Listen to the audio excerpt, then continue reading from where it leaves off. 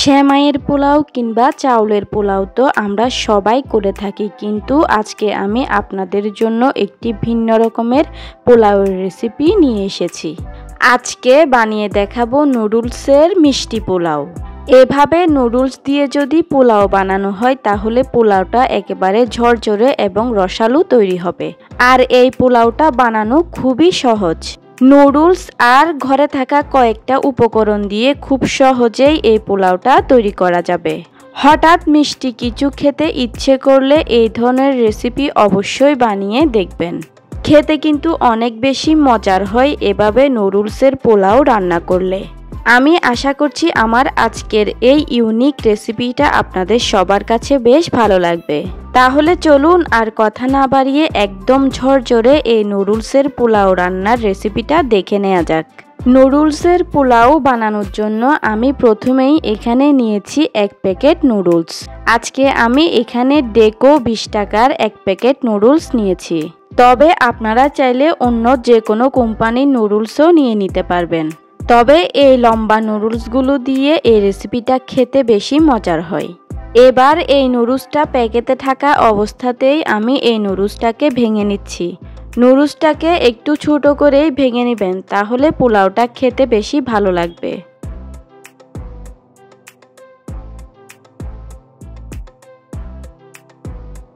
আমি নুডলসটাকে ভেঙে নিয়েছি। এবার আমি নুডলসটাকে একটা প্লেটে ঢেলে নিচ্ছি।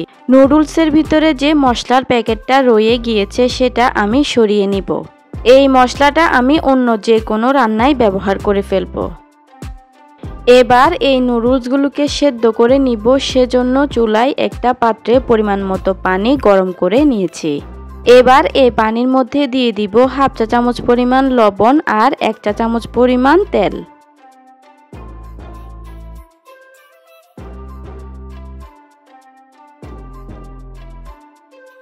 এবার পানিগুলো ভালোভাবে ফুটে উঠলে এই পানির মধ্যে আমি দিয়ে দিব সবগুলো নুডলস। এবারে এই নুডলসগুলোকে নেড়েচেড়ে ভালোভাবে সেদ্ধ করে নিব।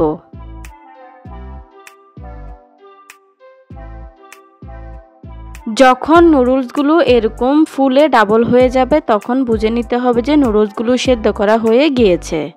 আমার এই নুডলসগুলো সেদ্ধ হয়ে গিয়েছে। এবার আমি এগুলোকে চুলা থেকে নামিয়ে একটা ছাঁকনির মধ্যে নিয়ে ভালোভাবে পানিগুলোকে ছাঁকিয়ে নিব। দেখুন এখানে আমি নুডলসগুলোকে একটা ছাঁকনির মধ্যে নিয়ে পানিগুলোকে ভালোভাবে ছেঁকে নিয়েছি।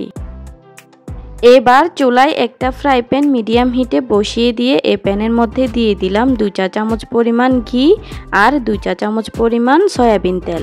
আমি তেল এবং ঘি দুটো মিলিয়েই ব্যবহার করেছি, তবে আপনারা চাইলে শুধুমাত্র ঘিও দিতে পারবেন। এই পোলাও তৈরি করতে অবশ্যই কিন্তু ঘিটা ব্যবহার করতে হবে। এবার এখানে আমি নিয়েছি কিছু কিশমিশ আর কিছু কাজু বাদাম।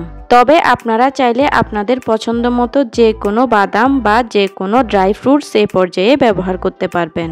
ঘি ভালোভাবে গরম হয়ে গেলে এবার এই ঘিয়ের মধ্যে আমি এই বাদাম আর কিশমিশগুলোকে দিয়ে দিলাম। চুলার আঁচটাকে এই পর্যায়ে লো হিটে রেখেছি, তা না হলে কিন্তু বাদাম আর কিশমিশ খুব তাড়াতাড়ি পোড়া লেগে যাবে। চুলার আঁচটাকে লো হিটে রেখে এগুলোকে 1 মিনিটের মতো ভালোভাবে নেড়েচেড়ে ভেজে নিয়েছি। এবার আমি এগুলোকে এই প্যান থেকে উঠিয়ে নিচ্ছি।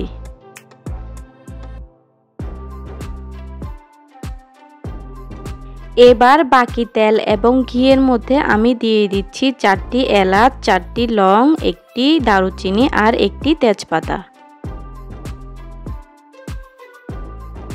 এবারে এই গরম মশলাগুলোকে 5 থেকে 10 সেকেন্ডের জন্য একটু ভেজে নিব।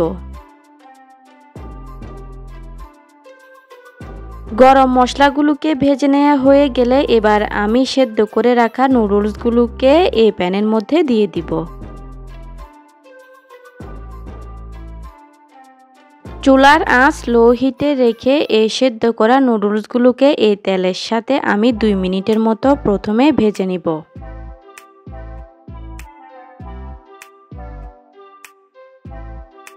নুডলসগুলোকে 2 মিনিটের মতো ভেজে নেওয়ার পর এবার আমি দিয়ে দিব 1/3 কাপ পরিমাণ চিনি। তবে চিনির পরিমাণটা আপনারা আপনাদের স্বাদ অনুযায়ী বাড়িয়ে কমিয়ে দিতে পারবেন।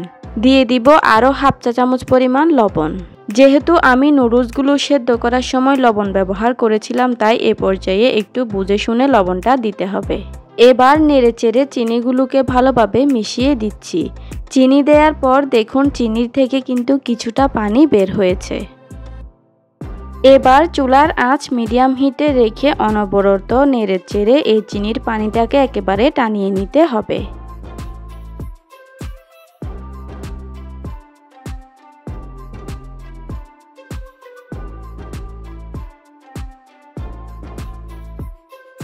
চিনির পানিটা কিছুটা মোটামুটি টেনে গেলে এখন আমি দিয়ে দিব আগে থেকে ভেজে রেখে দেওয়া কাজু বাদাম আর কিশমিশ।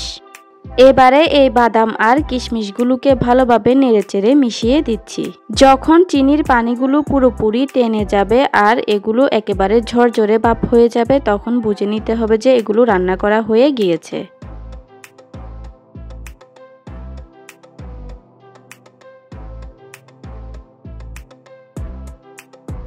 চুলার আঁচ মিডিয়াম হিটে রেখে এগুলোকে আরও প্রায় 2 থেকে 3 মিনিট নেড়েচেড়ে রান্না করে নেওয়ার পর কিন্তু এগুলো তৈরি হয়ে গিয়েছে। আপনারা দেখে নিশ্চয়ই বুঝতেই পারছেন যে এগুলো কতটা ঝরঝরে তৈরি হয়েছে। এবার আমি চুলাটা বন্ধ করে দিয়ে এগুলোকে চুলা থেকে গরম গরম নামিয়ে একটা প্লেটে সার্ভ করে দেখিয়ে দিচ্ছি। দেখুন এগুলো গরম থাকা অবস্থায়ও কিন্তু ঠিক কতটা ঝরঝরে লাগছে। প্রতিদিনের একই রকম একঘেয়ে নুডলস রান্না না খেয়ে একবার এভাবে রান্না করে দেখবেন। আশা করছি বাড়ির সকলেই খুবই পছন্দ করবে আর হঠাৎ কোনো মেহমান এলে খুবই ঝটপট এই রেসিপিটা বানিয়ে দিতে পারবেন। তৈরি হয়ে গেল খুবই সহজে, খুবই সুস্বাদু এবং খুবই ঝরঝরে নুডলসের মিষ্টি পোলাও। প্রিয় ভিউয়ার্স, আমি আশা করছি আমার আজকের এই সহজ এবং ইউনিক রেসিপিটা আপনাদের সবার কাছে বেশ ভালো লেগেছে। যদি ভালো লেগে থাকে তাহলে একটাই অনুরোধ করব, ভিডিওটা আপনাদের ফ্রেন্ডস অ্যান্ড ফ্যামিলির মাঝে বেশি বেশি শেয়ার করে দিবেন। ভিডিওতে কিন্তু অবশ্যই একটি লাইক দিয়ে দিবেন। সবাই আমার চ্যানেলের পাশেই থাকবেন। আমি তাহলে আজকের মতো এখানেই বিদায় নিয়ে নিচ্ছি। আল্লাহ হাফেজ।